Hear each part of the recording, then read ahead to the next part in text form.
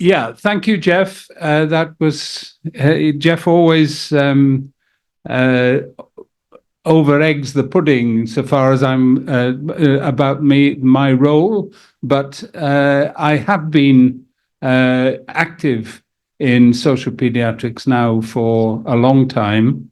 I hesitate to say how long, and I very much appreciate the work that colleagues such as Jeff are now doing in taking this up forward, and the work of colleagues in organizations like GSAM, where that we hope to be able to work more closely with. And that's one of my themes that I'm going to talk about. I'm going to discuss the importance of social pediatric approach to child and adolescent health, which I will from now on refer to CAH, by examining its history, present, and future. This is a somewhat tall order, but I'm going to have a go, and others can fill in the spaces. Social pediatrics is, we defined it, in fact, I should have shown the glossary that we produced in 1980, was it? Something like that, a long time ago. But this was taken from that, a global, holistic, and multidisciplinary approach to child and adolescent health. It considers the health of child and adolescents within the context of their society, environment, school, and family, integrating the physical, mental, and social dimensions of child and adolescent health and development, as well as care, prevention, and promotion of health and quality of life. So it's an all-encompassing phenomenon. And this actually, I think this definition was actually Leonard Curler's initially. And we act, or we try to act, in three areas. That's children with problems with social causes, children and adolescents with problems with social consequences, and the care of offered to children, the healthcare offered to children and adolescents in society. And it encompasses four areas of care: curative pediatrics, health promotion, disease prevention, and rehabilitation. We have moved, and as I will come to describe, to take in some ways a more global approach to some of these kind of, but the areas in which we actually act in relation to children remain these. Vercoe made this very powerful statement. I was reminded yesterday when Mike mentioned that he thought Vercoe was the first social pediatrician. He's certainly the first social medicine person. And his medicine is a social science, and politics is nothing more than medicine on a grand scale. Now, this statement by Vercoe, in a way, gives us license to be political in our approaches to health and the health of children and the protection and rights of children. And I think that's a particularly important element. Social pediatrics is following on from Vercoe. It's really essentially social medicine focusing on children.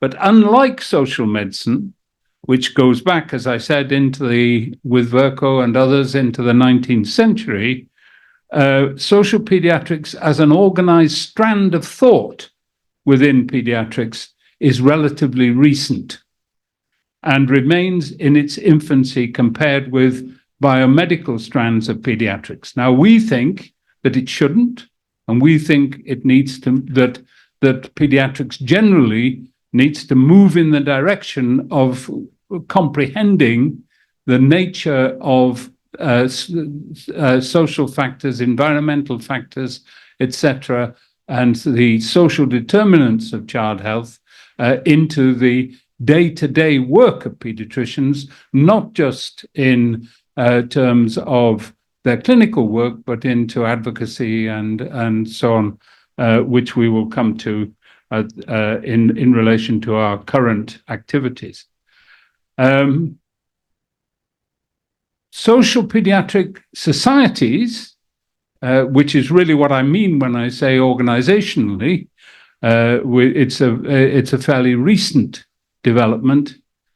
The first international grouping of social pediatricians was the Francophone Club International de Pédiatrie, formed in 1969 and followed by ESOP, as ESOP was, in 1977.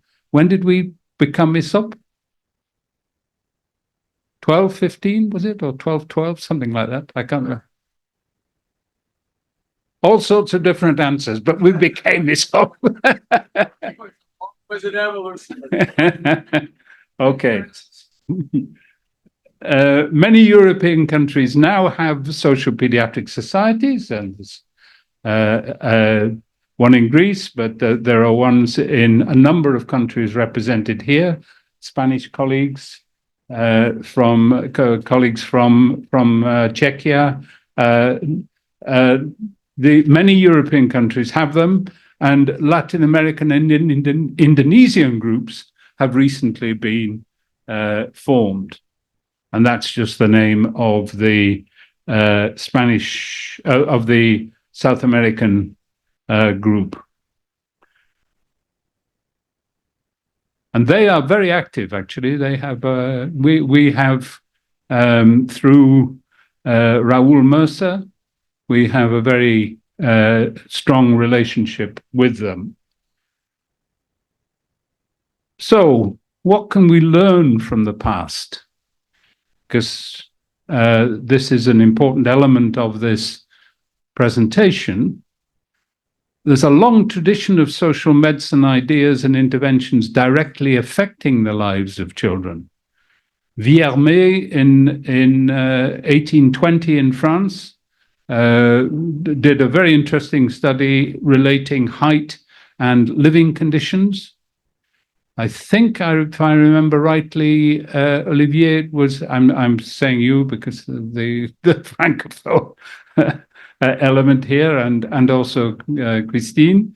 I think it was, I'm fairly confident he was looking at young recruits to the army, and he looked at them in terms of the areas that they came from, judging and their living conditions in which they had, and demonstrated a clear relationship between height and living conditions. I'll quote him in a moment.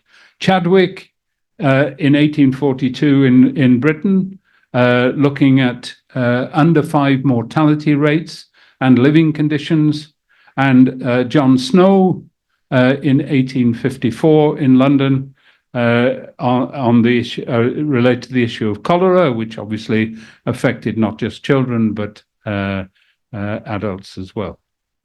So Villermé, to quote him fully, or to quote him from Tanner's book, who Tanner writes on growth. He's a pediatric endocrinologist. Human height becomes greater and growth takes place more rapidly, other things being equal, in proportion as the country is richer, comfort more general, houses, clothes, and nourishment better, and labor, fatigue, and privation during infancy and youth less. In other words, the circumstances which accompany poverty delay the age at which complete stature is reached and stunt adult height. Now that's early in the 19th century. Well, not that, yeah, it was 1820. So that says it all, basically. I mean, if you apply that not just to height, but to lots of other things, you have, in a nutshell, the social determinants of child health. Obviously, they've changed in various ways, but the basic message remains the same. Edwin Chadwick, in his report on the sanitary conditions of labouring population of Great Britain in 1842, demonstrated that under 5 mortality rate varied from 176 per thousand. That's, I think you will find that that's countries like Niger still have something over 100 and something per thousand. I'm not sure that it's quite as high as that, but that was actually amongst the gentry, and 554 per thousand amongst labourers, weavers, and factory hands. So this is again, a very clear relationship. You obviously have to look under the covers, if you like, under the duvet, to see exactly why this is the case. But if you go back to what Vierme was saying, it's all there. And John Snow is very celebrated in the UK. In August 1854, a cholera outbreak occurred in Soho, London. After careful investigation, including plotting cases of cholera on a map of the area, this is really a very interesting method, and which has been replicated. We've used it in relation to areas of deprivation, but this is very detailed. And it's an important way of identifying the social inequalities and so on within situations like this.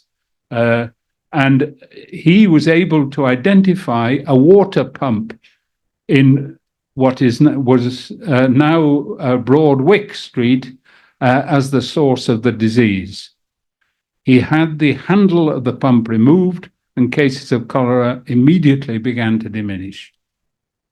Now, the Daily Mail now in Britain would be furious. Somebody actually took the handle off the pump. Well, what do they do? Who are these people?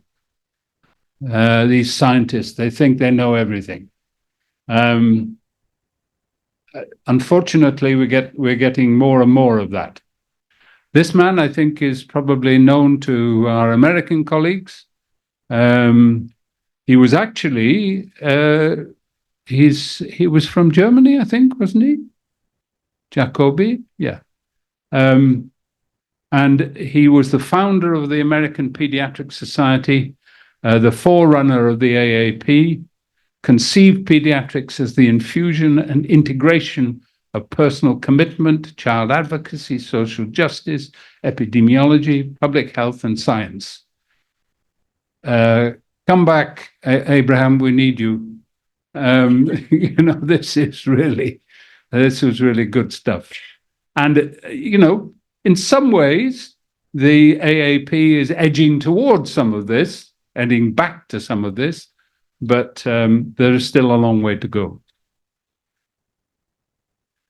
And then, he shouldn't have come in again. Hang on. We don't want you twice. Then there were some early social pediatricians. Michel Manciot was the founder of the Club International de Pédiatrie Sociale and later ESOP.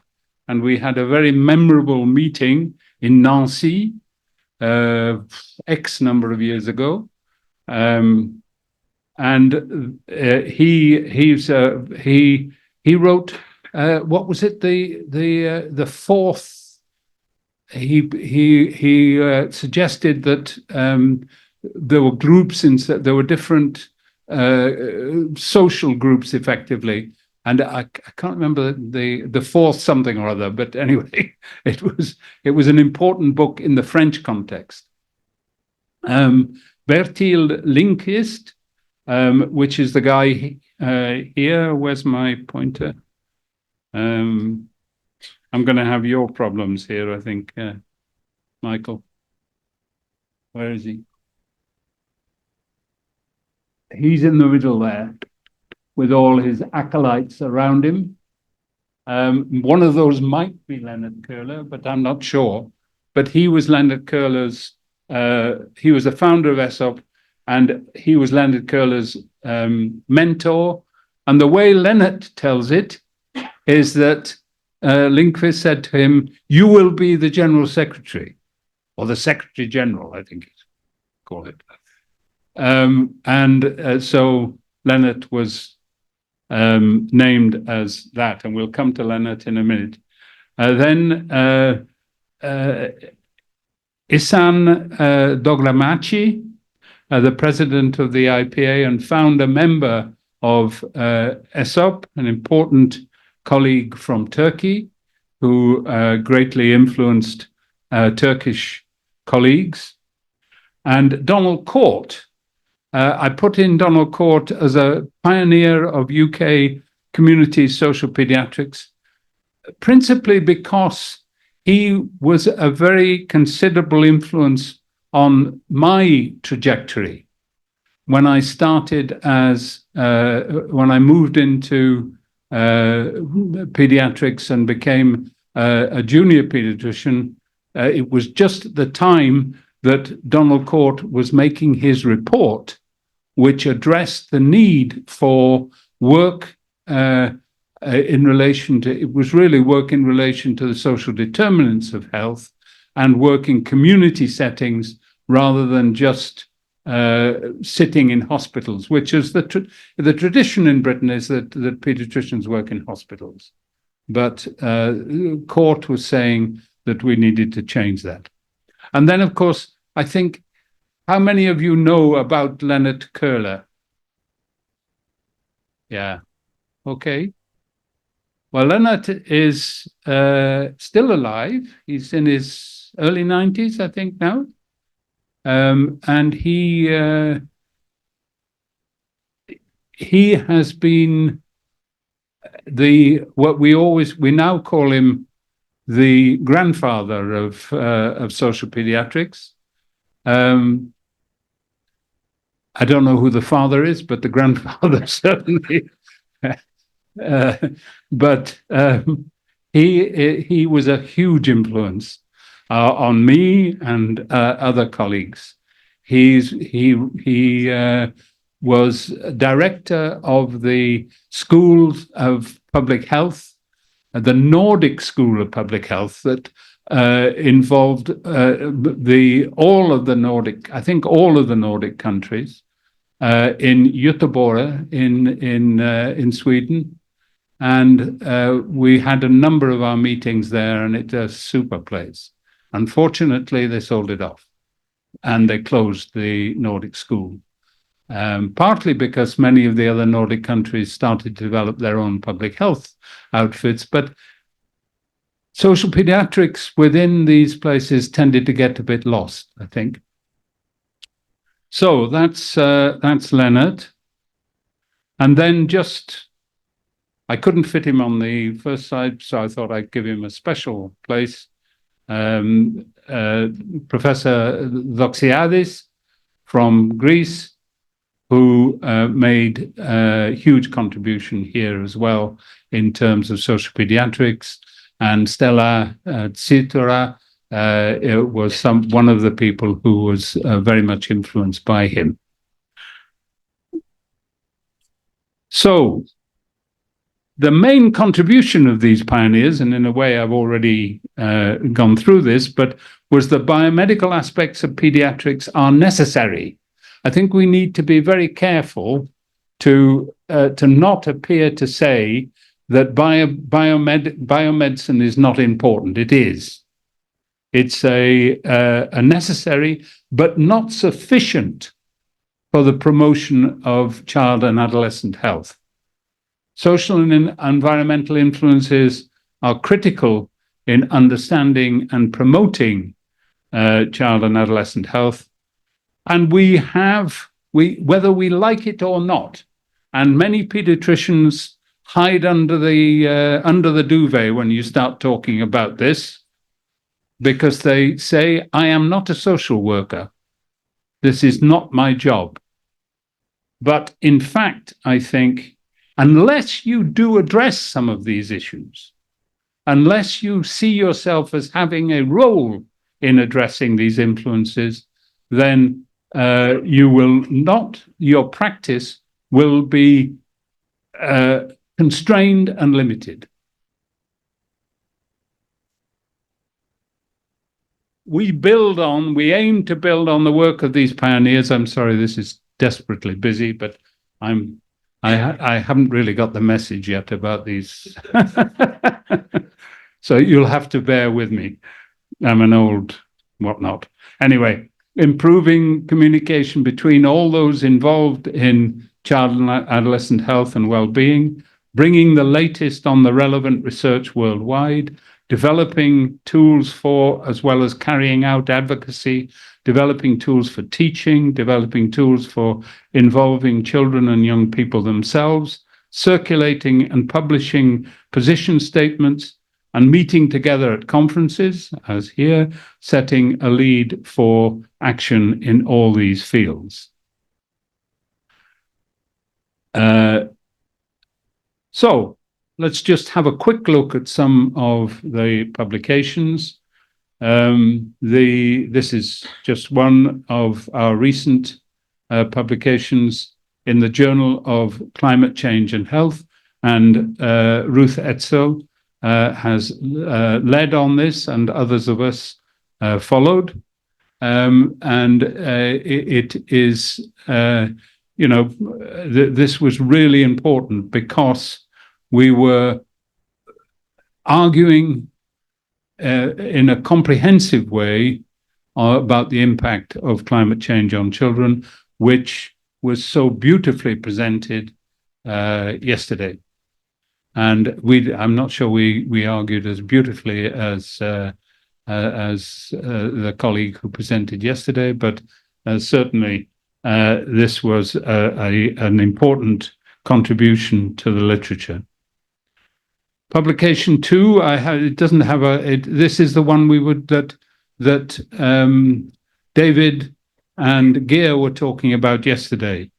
This is a compilation of, or a compendium, if you like, of the impacts of COVID-19 pandemic on children internationally, and it's papers from a research collaboration between the International Society for Social Pediatrics and child health. You just need to add that child health onto that, and International Network for Research on Inequalities in Child Health, INRICH, which Jeff mentioned.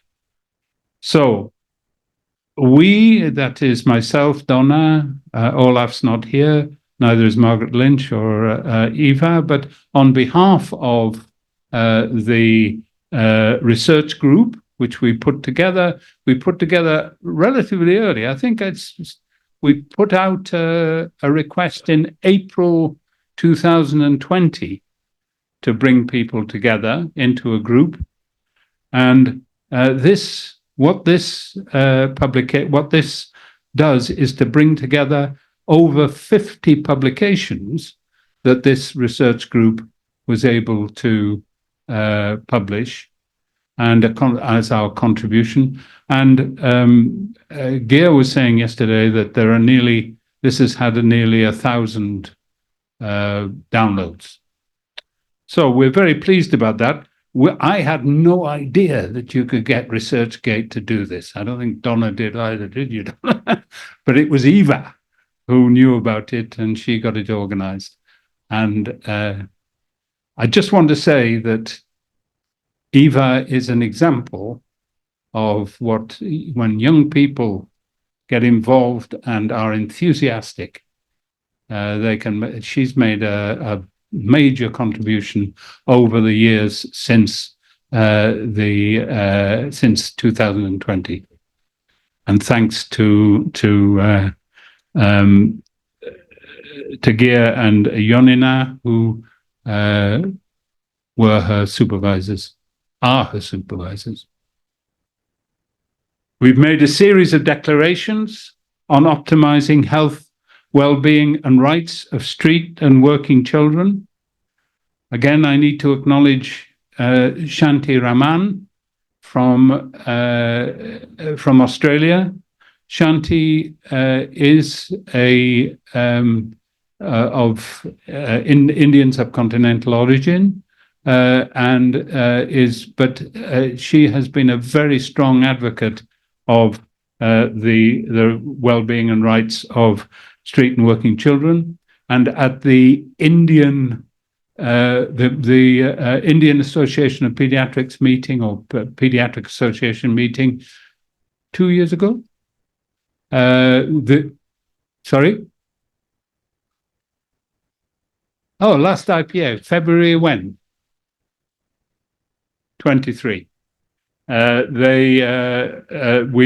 had ISOP did a workshop on this, and from that, with all these different, these are all our collaborators across the top in putting together this document. And then we have position statements on the sponsorship of pediatricians and pediatric societies by the baby feeding industry. We've taken a consistent line on that. We've argued in IPA till we're blue in the face about this. But it's had some success in some areas, particularly Hajime from Japan has recently persuaded the pediatric journal.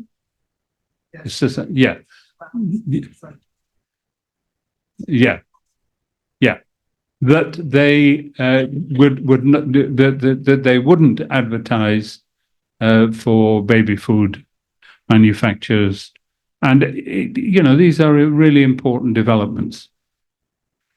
And here we are, Jeff and Tom. The convention. This is a webinar. We've had a number of webinars.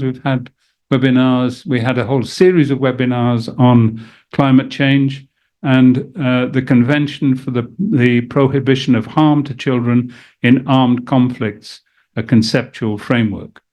Now, again, you can say, what's this? What business have pediatricians being concerned about this?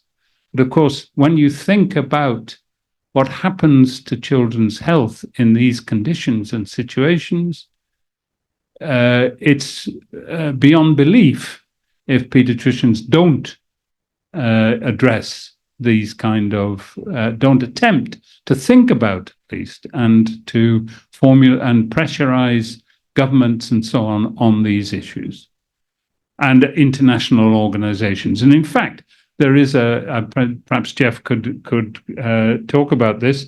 There is a move for there to be a convention specifically on this issue through the UN. Just quickly to address one or two things. If anybody is concerned that we spend too much time looking internationally and not looking at the children we're supposed to be treating, I've got news for you. Social pediatrics operates in those circumstances as well, in clinical settings. All child health work should have a social pediatric dimension, even highly specialized tertiary care, often missing, but there are some good practices. In line with the definition of social pediatrics, we act in the area of curative pediatrics, health promotion, disease prevention, and rehabilitation.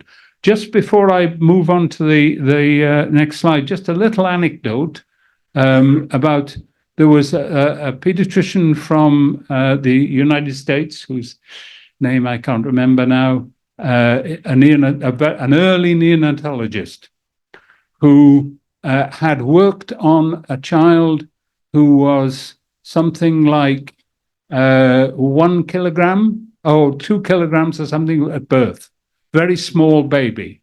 And this was very early in the process of neonatal care. And he and his team managed to save this child's life and allow it to develop while the child was in the intensive care, in the neonatal intensive care unit. Then they sent the child home, and the child died from a rat. Sent the child home, what they said was to a cold water flat. And the child died from a rat bite. His name, I can't remember, but that said it all for me again. It's another story that I think carries so much weight. But if you look at asthma, for example, many of us treat and are concerned about asthma. How are the social pediatric principles and practice relevant to asthma in the 4 areas of work? Well, social causes, for example, treatment non-compliance, but there are lots and lots of causes. Mike was talking about the effect of cigarette smoke and so on, and the effect of air pollution you could add into there. This is fairly limited in its approach. Social consequences, school absences, and educational underachievement as some consequences. There are others too. Child health care in society, ensuring all children have access to high-quality asthma management, and ensuring children's rights are recognized in the treatment regimes and multidisciplinary work. In health promotion and disease prevention, again, public health interventions to reduce exposures to pollutants, exposure to tobacco smoke, and child health care in society, advocacy for the rights of children with asthma and for high quality care. Individual level, damp housing, community level housing, hospital, and access to treatment facilities. All these operate in a social situation in different countries, but they almost always there is an equity issue underpinning them.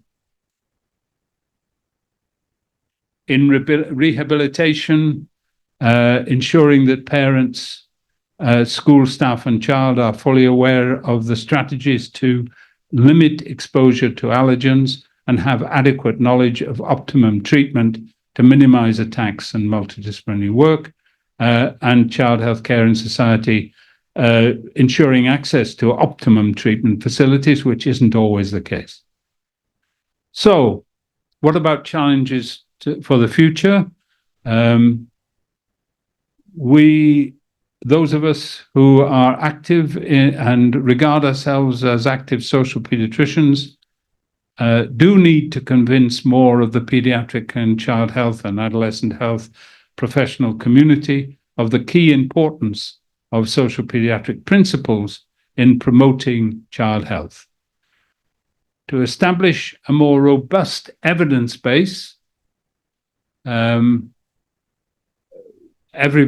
think anybody who's attempted to work in research in this area will know, with a few exceptions, it's actually not an easy area to get finance. And, especially if you're working from an equity approach. But if you're working, but there are situations in which you can get resources. But one of the problems for the research base in this area is that a lot of money, a huge amount of money, goes to biomedical research and relatively little to this area. To reorientate our practice towards the needs and rights of children and the main determinants of their health and well-being. And at an international level, developing international collaborative research to improve the evidence base. And we feel that certainly during COVID, we succeeded with that. Using and increasing, but we need to continue. And Rita is going to, Rita yet foolishly volunteered yesterday that she would look particularly at children's voices post-COVID and see what had changed. But anyway, we'll negotiate that later.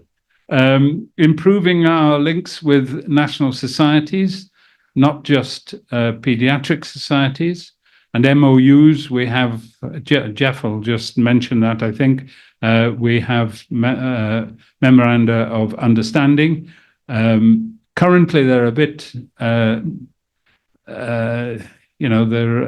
memory of them is lost, but they are there.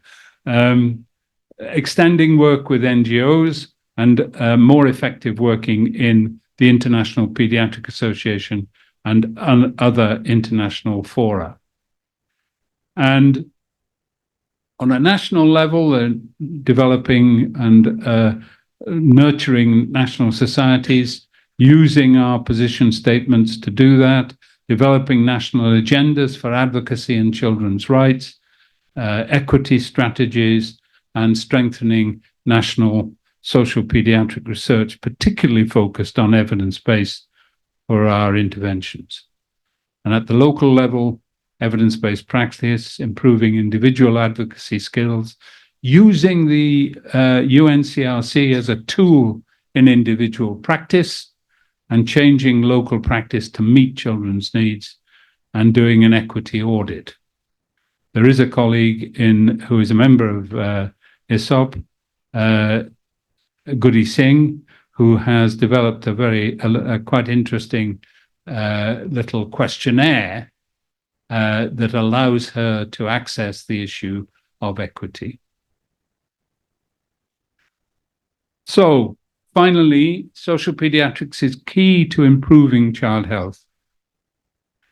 The principles and practice are as important as biomedical pediatrics in promoting and improving the health of children and adolescents. And we should be confident in arguing for our principles in pediatric and child health practice to ensure that in the future, our approach becomes an integral part of mainstream pediatrics and child-adolescent health practice. Σας ευχαριστώ πολύ, and thank you very much.